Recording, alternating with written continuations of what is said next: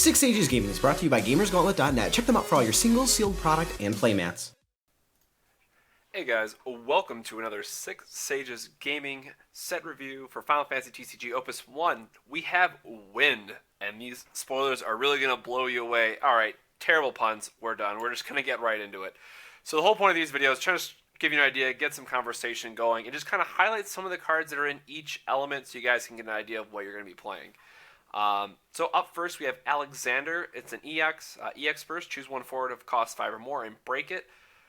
100% this card is going to be played in every single deck that runs Wind. The ability to break a forward, even in the fact that it's an EX, helps out a ton. And a lot of decks are going to be playing cards. Kuja's a 5-drop, Garland's a 5-drop. It's the one thing, I think one of the cards that's going to be played a lot that this card doesn't hit is going to be Cloud, the light version Cloud specifically. So that's something to watch out for.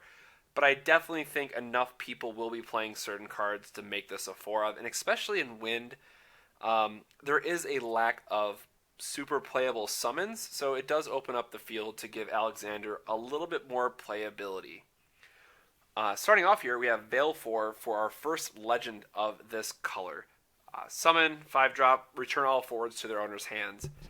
Now, this is a card I'm not necessarily in love with, but it does have a lot of utility, and it does return all forwards. So any of your guys that have these enter the battlefield effects, like Thief will mill more cards, and there's a few other ones that like tutor and enter. It does have some utility to it. It can buy you a turn, at worst. If your opponent tries to go to combat, you bounce all their guys back to their hand. And, it can just save you a turn when needed. I don't think it's going to be an auto 3 of in every single deck, but I can absolutely see a 1 or 2 of in people who want to play those more grindy kind of matchups. You can go all in on the really cute 4-drop Riku, which bounces your backups, plus Veil 4 plan to just get all these reusable effects, but I think that's too cute. I just want to stick with putting this in the decks that can, go long-term with them, so... Probably both these cards, very, very good. We'll see a lot of play. These two I wanted to put together, Aerith 2 and Aerith 3. So 2-drop Aerith enters the field, choose a backup, activate it, other than her, keep in mind. And then the 3-drop, so when she enters the field, choose 3 of your backups other than her and activate them. So you could tap 3 backups, play her, untap those 3 backups. So that's great. Green really has this like ramp kind of element to it. And if you watched our other video, the first video on Fire, we talked about the 6-drop Auron who puts fire backups into play. So yes, you'd have to run more fire backups, but you could kind of see how the two of them would play well together. But what I really, really like about this Aerith is the Planet Protector special. So again, you have to discard an Aerith, which perfectly discard the 2, so you have 6 Aeriths in a deck, tap it, activate all forwards you control. Now that's pretty good in itself, because that gives you the option to swing out with everybody on your turn, and then recover all of them so you can block on your opponent's next turn. But what's also great is they cannot be chosen by summons or abilities this turn. So effectively, this is going to be able to cancel your opponent's 7 Odin, so you can save one of your guys. This card has a lot of utility built into it. Now again, it costs 3, so it's great to have a lower cost. You can play it for free effectively, and it has these special effects. So I absolutely love this card. There's not a deck that I have lined up for it right this second, but I definitely see 3-drop Aerith seeing play, and likely 2-drop as well, just so you can activate Planet Protector that much more often in a match. Now again, you might only play 1 or 2 of the 2-drop Aeriths, you might not run all 6, but I still think it's worth playing with those numbers. Another card that I really like, I think it's one that's going to take a little bit more time to develop. I think we need to see a little bit richer of a card pool before he's great. But we have Van, and again, I'm sorry for all the names I'm going to be butchering. When he enters the field, you may play 1 Wind forward of cost 3 or less from your hand onto the field, and when he attacks, choose up to 2 backups you control and activate them. Now, it is a 5-drop, so it's a little bit more expensive, but you have to keep in mind that you are playing a 3-drop forward from your hand for free. So that's where it really does get that kind of value out of it. And then again, when he attacks, you get to recover 2 of your backups. So again, it's really playing into that kind of ramp, I want to be able to play my hand kind of element. So I really would want to pair this together with water just so you can play stuff like Fairy and Moogle, and make sure you watch our other videos so you can catch all those. You'd be wanting to play these cards that really have the opportunity to let you draw extra cards. And that is going to be really important for, really fueling Van and really getting the most out of him. And there are a couple backups as well, because this says any backup, doesn't say wind. There are a couple backups that'll also say draw a card and discard a card. Which is great because, again, gives you the hand filtering options. So this is a card that I would really keep an eye on for how good it's going to be. And what I really like, Dancer here on the right. Backup, tap, deal 1,000 damage to all forwards. So this really starts to give you the idea that you can, tap Dancer, attack the Van, tap Dancer again to deal 2,000 all your opponent's forwards. So there's a lot of really cool interactions that you can be doing. I'm not 100% set on this because you have to play a wind forward specifically for Van. And that's why I'm kind of hesitant on saying that he's going to be an absolute must play. But I'm sure somebody out there is going to find a combo that's good enough for him and make him playable. But I definitely think as soon as one more set, this card is going to go from, pretty good to absolutely must play in every wind deck, because the value is just amazing. Moving on, we have Onion Knight. Now, this is a card I'm really upset that they decided to nerf, or balance, I guess you could say. When he enters the field, choose one backup you control and activate it. It used to be 2, and it was really great because you could tap 2. You might have saw this in one of our other videos. You could tap 2 backups, discard a card, play him, untap those 2 backups, play another card, discard another card, and play another 4-drop, and have 2 8K 4-drops in the same turn, and really just get a good rhythm going. Now, it still does untap 1 backup, which again, we could see from Von that it does. There are some cool things that you can do with those backups by being able to activate them again for another turn.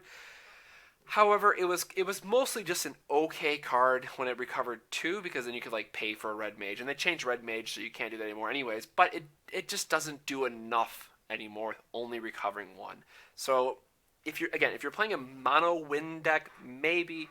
But again, we strongly recommend that you're playing 2 elements, so I can't really see Onion Knight being that much of a splash. And then again, the card that we always skip over, 1-drop Evoker, no special effects, just a vanilla backup, just skip over it. We don't need to see that guy. Another card, this one hurts me still. Another card I was very, very excited for the Japanese version is that Thief, forward and backup. They used to mill 2, and this is why I think with Veil 4 they kind of foresaw this coming. So Thief is great because it has the backup symbol, or not the backup symbol, with a 3 symbol, so you can have both the forward and the backup in play at the same time. But with Veil 4, in theory, what you could do is play all your Thieves. So when they enter the field, they only mill 1 card now. Top card of the deck goes to the break zone. But you could play out your Thieves, bounce everything back to the board, play your Thieves again, mill more cards, and I was just so excited for this combo. Now, again, they did buff up his power from a 3,000 to 5,000, and a 2-drop 5,000 is actually a pretty solid spot to be in. And again, if you play the Wind backup that gives all your forwards plus 1,000 power, he becomes a 6. Okay, it's getting a little bit better, but I'm still not entirely sold on it because it doesn't mill as much. And the mill was already a secondary plan that didn't quite work out. So I can't really say, or I can't really vouch for people that are going to try to play the mill deck. Now, again, I love mill strategies, so as soon as I think that this is a viable deck, you better believe I will have a deck spotlight on it. However, until it gets a little bit more love, it's just not going to happen. Now, the 2-drop backup, same thing. It's great that it's a 2-drop, but it only mills 1 card, so it's not really doing a lot for us. I wish at least the backup would have still put 2 cards, but unfortunate. One card that I absolutely love, and they did balance him, so again, I'm very happy to see that as well. That Square Enix has done a lot of work to change their cards and make them a bit more fair, and I think we're going to see a really great game develop. But Zidane cannot be chosen by your opponent's summoner abilities, untargetable, that's just awesome, and he cannot be blocked by a forward cost 4 or more. Now, again, he only has 3,000 power, so this is where I wish he had 4,000, and I honestly would consider running the backup just to give him that little extra boost. But we did see now there's several effects that deal 3,000 to the board, or even 4,000 to the board if your opponent's using Meteor Rain. for the Light Cloud. So there are more ways to deal with this card. And just to be honest, there needed to be more ways to deal with this card. So they did change it from a 4 cost to a 2 cost and reduce his power. But still, this is absolutely still a 3 of if you're going to be playing a more aggressive strategy, just for how good it is. Especially late game when your opponent might only be drawing into those higher cost cards. You can very easily just get under them with Zidane and get in for those last couple points of damage. And a card that I'm also happy that they changed to kind of give him that works with him and gives him that little power boost is Slith. 1-drop EX, choose a forward, activate it, so you can attack with Zidane and recover him, and then all of your forwards gain plus 1,000 power. So it's just great to have that little buff to your team, and awkwardly enough, it cancels out Meteor Rain if you combo it with the other backup that you're probably already playing if you're playing the Zidane, to give him that 5,000 power, so he gets just over Meteor Rain. And chances are you're saving a couple of your other guys as well, so your opponent just had to discard 2 cards, and if you play this 1-cost summon, you'll be able to save your entire team. Now, I understand that's a little bit more narrow in scope, and it's not as effective as it could be, but it is cute. And again, if we're playing a mono win deck, this does allow some opportunities to let us play some tap effects as well. So attack, use a tap effect, and what have you. But I think this could see some kind of random fringe play just because of how relevant the plus 1,000 power is to your entire team. And the fact that it only costs 1. So it's super cheap, and it does have the opportunity to do some tricky things. So I would definitely keep my eye on that one. I think it could be doing some good things in the future. And that one, unfortunately, just skipped, but it is Sid Highwind. So it's a 2-drop. Whenever a 4 takes damage from Sid is put into the break zone, the opponent mills the top 2 cards. So again, this was a great card just to have the ability to mill out your opponent. It's 2-drop 5k, so nothing terribly great, but it does give us the option to have another kind of outlet for breaking their cards and putting them into the mill zone, or into the break from milling. Moving on, we have Chocobo 3 and Chocobo 1, and I really like this because it gives the opportunity, for party attack. So party attack hasn't really been relevant lately, so we had to skip over it until now, but what that is both these Chocobos could form a party. So what that means is you assign both of them as your attacker. You tap them kind of together, like in Vanguard, Legion Attack, I think is the name of the ability. Forgive me. But what happens is they combine their power. So the Chocobo on the left, haste 4k. When Chocobo forms a party and attacks, Chocobo and all forwards forming a party with it gain plus 3,000 power. So it effectively becomes a 7,000 3-drop with haste and buffs the other dude that it's with. That's great. And then the 1-drop, and when Chocobo forms a party and attacks, all forwards get plus 2,000 power till end of turn. Now, the thing to note is party attack hasn't really been that relevant for us. It hasn't come up a lot. So it's one of those things like, these are really awesome cards if you can pair them with something that gets some kind of benefit with party attacking. Mimic is one of them, is a card that I would play with this. But if I'm not playing Mimic, and that's a water card, so check out our water video for that, I'm probably not going to play these cards. Now, I will say at the time of this video, we still don't have the comprehensive rule clarification of what happens when, say, Zidane forms a party and then tries to attack, because it says only he can't be blocked. So that might change it a little bit. I'm going to go with the impression that that it would then make the party unblockable. Unblockable by cost 4 or more. So that would be really good. Now, again, you only get 1 damage in, so if they can already freely block it, it doesn't make much of a point, but maybe there's a guy on their board and you need to give Zidane that little boost of damage so he doesn't die, then I could see it. But overall, party attacking has been pretty lackluster for us, and it just doesn't...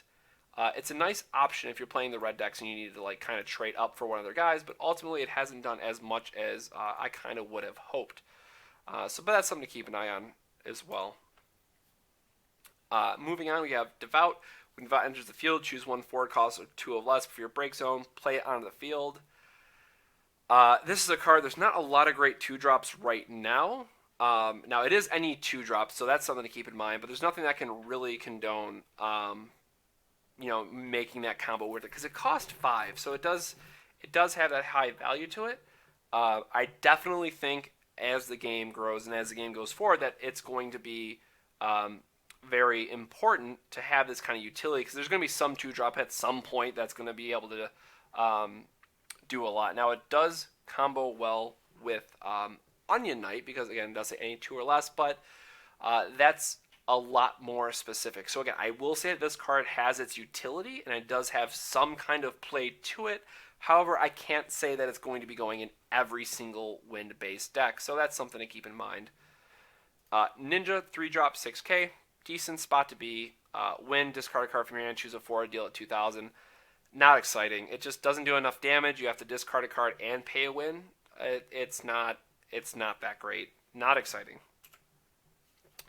Moving on, we have Nora as an EX. EX burst. When she enters the field, you may search for 1 card Hope and add it to your hand. So this is, anytime you can tutor for a card, it usually feels pretty good, because you're having to discard a card. So to play this, you're likely tapping it back up and discarding a card, and then you get another card back to your hand. So it does, it feels good that you get to do that, and it's great that she's an EX, so you can tutor for Hope anyways. But ultimately, it's a little underwhelming, because I really don't care for Hope either. Now, if we get a better Hope down the road, then absolutely Nora just skyrockets in value. But Hope is a 3-drop, 7k, decent stats. Enters the field, choose 1 backup you control, activate it. If you've cast Alexander, activate all backups. So this is one of those things, if you can find some backups that are really, you can really abuse by being able to tap them multiple times in a turn, Wind really helps you with that game plan. So it's one of those things, yes, if you customize your backups in such of a specific way to get the most value out of them, sure, but overall, Hope just doesn't do enough in a lot of wind-based decks, where I can't say that it's going to go in every single wind deck. And then again, Nora, if you're not playing Hope, you're not playing her, so she obviously even has even less playability. Again, down the road, I definitely could see where Hope, a different Hope card that is, becomes relevant, and then everyone's trying to find Nora. Thankfully, she's only a rare, which is an uncommon, quote-unquote, in this game. So she should be pretty easy to find. Up next, we have Bart's 4-drop, 8k. Good spot to be. Bart's has all of the jobs. Okay, the wording's terrible. I get it. But that is for cards like Warrior of Light and some other things. So it's not. This is not relevant at all right now. It's a pretty vanilla card. There might be something down the road, or maybe there's something I'm forgetting, to be completely honest, but that's just kind of how forgettable this card is. There's nothing that really jumps out that would make this card great. Now, if there is something that makes this card great, it's probably with the understanding that you need both of them in play. So I would rather play a 4-drop 8k that has some other effect. And as you've been watching these videos, you'll find out there's enough cards to pick from instead of playing Bards, because we don't have to worry about having those 2-card combos. Now, that said, for the other Bards, it's a 5-drop 9k. Good stats. 9k is a good spot to be. When he enters the field, activate all wind characters you control. Now, this is extremely important that I want to clarify. This counts forwards and backups. So you could, main phase 1, spend all your backups, play your hand, attack with your forwards, and then play this guy by discarding cards or what have you. Then you get to recover all of your entire board. So it's great because it allows you to have such a momentous swing for your main phase 2. But again, it's only wind characters. So I think wind definitely has a certain edge in terms of being able to build a mono element deck, but again, mono element is really lacking with just only one set. So I think there needs to be more before we really see this take off. But I think if anyone's building a mono wind deck, absolutely play 3 Barts. I couldn't imagine playing any less. Then we have Maria, the forge you control, gain plus 1,000 power. So this one's different than what we traditionally see in the other elements where they say, your ice forwards or fire forwards, what have you. So she buffs all of them, but it does cost 4. So it's a little bit more expensive, but it's great for dual colors because then she'll buff everyone. Again, unless I'm playing a mono-colored deck, which sure, then you can play this one because it buffs Zidane, and that can be extremely relevant. I can't really see playing this card. There's just so many backups that you want to play that have so much more value to them that plus 1,000 power in even a dual element build is not doing enough for you. So it's just, I can't recommend the card unless you're playing a monocolor deck. Yishtola, which I'm sure I butchered that as well. This is a very interesting card. So she only is a 2-drop 3k, and if you watch her other videos, not that impressive, but she does have the ability to choose a 4, deal 1,000 damage, and then tap to deal 2,000 damage. Now, if you've been watching, we kind of have a few different cards that'll say recover your, make all your backups active, or make some number of your backups active. So you could, get some kind of value out of this where you're able to play your hand, then play the card that recovers your backups, and then this gives you an opportunity to be able to use something with that extra backups that you just recovered if you had nothing else to play in your hand. So it's kind of this outlet for being able to use extra crystal points. If you think about it, using this plus your backups, you could only potentially deal 7,000 damage, which is, funny enough, 1,000 damage under what you want to be dealing. So there's a lot of work that needs to go into this card, and with having lackluster power that's often not going to do anything in terms of blocking, the card leaves a little bit to be desired. It truthfully does. So I love the artwork on this card. I want to get foils of it just because of how great it looks, but I don't think I will be playing this anytime soon, unfortunately. Everyone's favorite ninja to hate, Yuffie. Another great card just for the unblockable aspect. And I really like this one because her special ability as well. So you can play the 1-drop Yuffie very early, have some great value to it. 3,000, can't be blocked by 4 and 3 or more. Pretty decent. And then what's really great is her 3-drop 6k. Good enough stats at that where it is. Yuffie cannot be blocked by a forward of cost 4 or more. Okay, I like the theme that they're doing. But then Bloodfest. Choose up to 3 forwards, divide 6,000 damage among them as you like. This can help you out a lot, especially if you combo it with Dancer, as we saw earlier, and we can have effects that help us untap Dancer to get multiple activations out of Dancer. Yes, this is talking about a little bit more work than what you might want to do, but dealing 6,000 damage for only having to discard a Yuffie and Tapper feels pretty good, but then you have to remember we have multiple things that can help us deal that extra 2,000 damage if we need to. So this is automatically a card I would strongly recommend everyone playing, both of these versions in fact, and it's just nice that Yuffie has that little extra damage that you can use to get the effect out of. So absolutely look forward to playing both of these cards on release. Then we have some archers, 1-drop forward, 3,000 first strike. The first strike is nice. Being a 3,000 is just not great, but if you're playing the Earth with it and you're playing Golem, so you can give it plus 4,000 on blocking, then there can be some kind of use for it, but ultimately I can't recommend playing the 1-drop Archer. It just doesn't do enough. But the 2-drop Archer, again, kind of upset that they changed this one, but it kills what it needs to kill. 2 wind, tap, and sacrifice him, put him in the break zone. Choose one backup of 3 or less and break it. Now again, Aerith that we saw in this set is a 3-drop. We can break her. Red Mage, which is absolutely a must-kill card. It breaks that. Cosmos and Chaos, it breaks those. So if you're playing Wind, please, please, please, please play 3 archers. There's always going to be a good target for it in every single deck that you're going to be playing. Cannot stress that enough. Wind is really the only element that has this and that breaks the specific elements that you'd want to break for a cheap cost on a good backup to play. So again, 100% recommended. If you are playing Wind, mono Wind, multi Wind with one other element, just play Archer. It is that good and it is that important that you're able to answer those certain backups. Then moving on to Riku. Again, man, I really wish they wouldn't have hurt the mill strategy as much as they did because I loved it. Pay a win, tap her, they mill 1 card, and Mug for discarding a Riku, paying a win and tapping her. They mill 2 cards, and then you get to draw a card. So knowing this was kind of already a backup plan, and you had to really, really push to make mill work. Honestly, this one just gets a pass. I really want to make this card a thing. It's not good enough anymore, and there's just not enough for it. It's unfortunate, but it is what it is. Then we have the 4-drop, 7,000. Again, Riku enters the field, choose up to 5 backups you control, return them into your hands. So again, this has some opportunity where if you have some backups, like we'll see here in a minute, Brother that lets you search a 10-drop. You have the Moogle from 13, lets you search another 13 character. There's definitely some value to playing this card. I'm just not sure that there's enough. Going forward, if we have multiple cards, and I think what really pairs the best with this is probably going to be Sage and Magus from Lightning, so deal 5,000 damage or get a character back.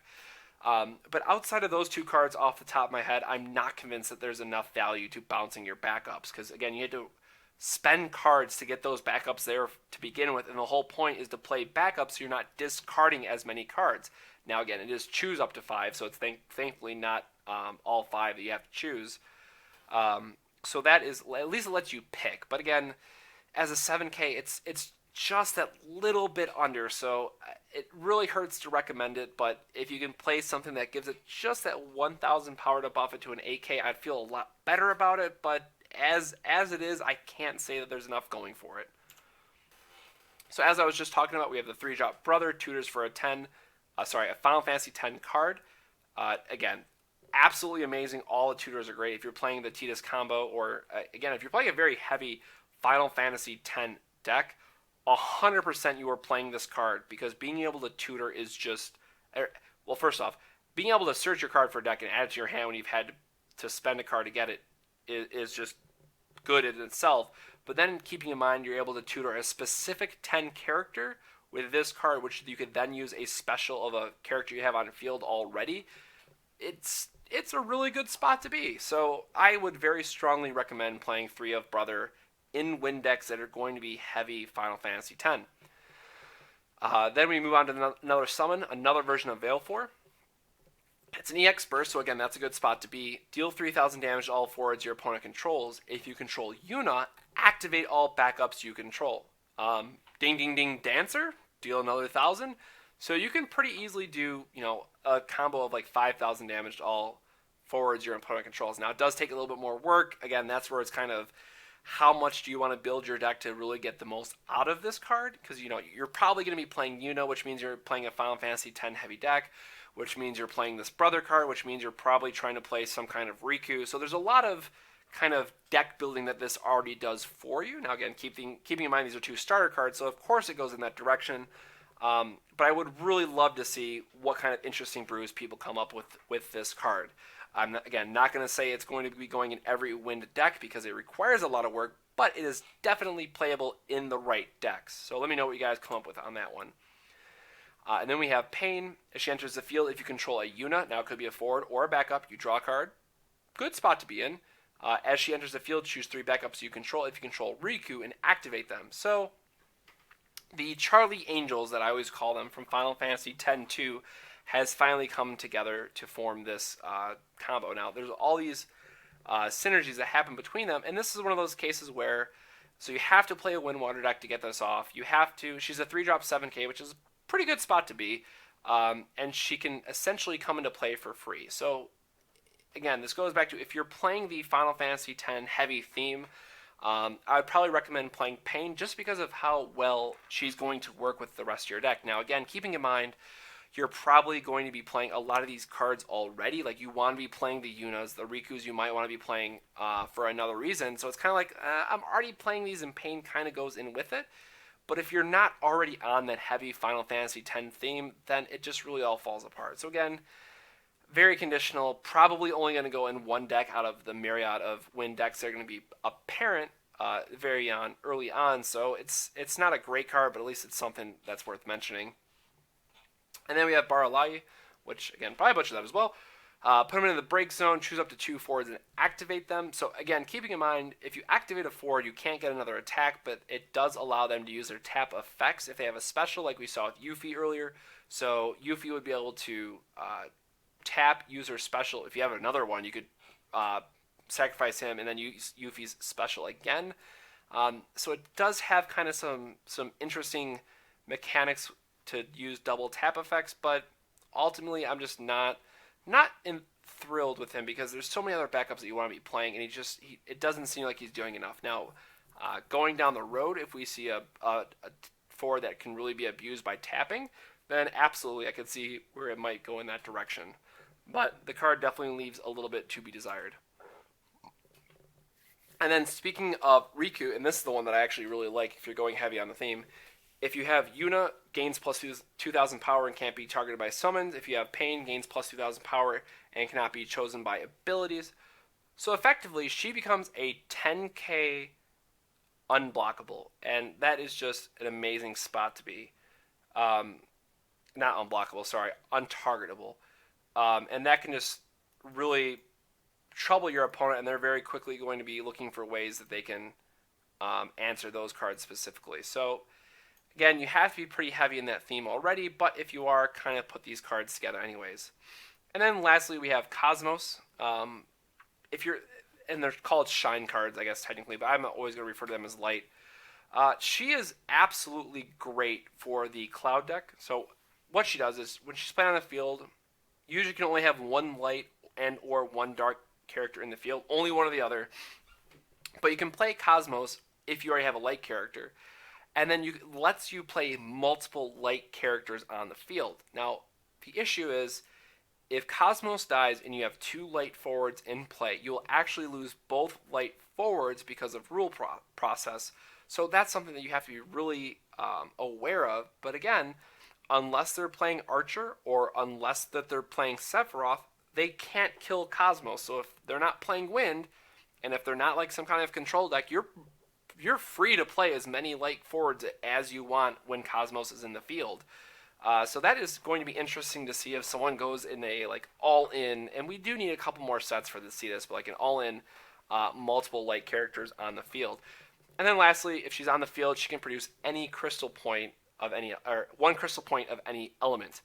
And that's just great because it can help color fixing for multiple decks. Now, again, I will say that it's not an auto-include in every dual 2-element decks, just because you might want to be forced into other backups, but I would absolutely try to fit one in. Now, again, what's awkward is if you have two of them in your hand, you can't discard one of them to pay for her cost. So please keep in mind when you're deck building that there are some kind of limitations for it. And I realized as I was going through this, we actually missed one card, so forgive me, I'm going to kind of break the screen here a bit and get this last card on here. The card that we missed was Sid, and it's great because he's just amazing artwork, and I think he's definitely worth mentioning. So here he is, sorry about that. Sid, he's a 4-drop 8k, so again, pretty good spot to be. When forwards that took damage from Sid is placed from field in the break zone, they mill the top 2 cards, and then High Wind, so for special untaps, you can block, and then block and tap. Your opponent puts the top 2 cards of his or her deck into the break zone. So they kind of really push the mill elements onto Sid, and again, I just don't think that there's enough. I wish there's a little bit more love that we could have given to the mill deck, but at least we have this to start with. So I think that Wind is off to a pretty good start, but ultimately I think I would really like to see 1 or 2 more sets before I kind of go into either a mill plan or B, into like a mono Wind type of deck. So I hope you guys enjoyed that video on the Wind set for Opus 1. Let me know your comments down below, and especially what kind of Wind-based decks are you looking forward to? You know, Wind Fire, Wind Lightning, Wind Ice. Let us know. We want to make decks for you guys and get the content out there. So let us know what your favorite combination is going to be going forward. And of course, make sure to like, comment, subscribe, all that good stuff. It helps us out a lot, and we really want to try to get the name out there for Final Fantasy trading card games. So please share this video with your friends. I would love to see this game do very, very well and get more people excited for it. So thank you very much for watching, guys, and we'll see you on the next 6 Sages Gaming set review. Have a good one. Thank you so much for watching. Be sure to hit that like button and leave us a comment with what you thought of the video. Don't forget to subscribe to 6 Sage Gaming and check out some of the deck spotlights, duel series, and Force of Community videos that are already on the channel. We also have a Facebook and a Twitter, so feel free to find us there. Lastly, if you have a deck that you would like featured in a video, be sure to drop us a comment below. Until next time, take it easy.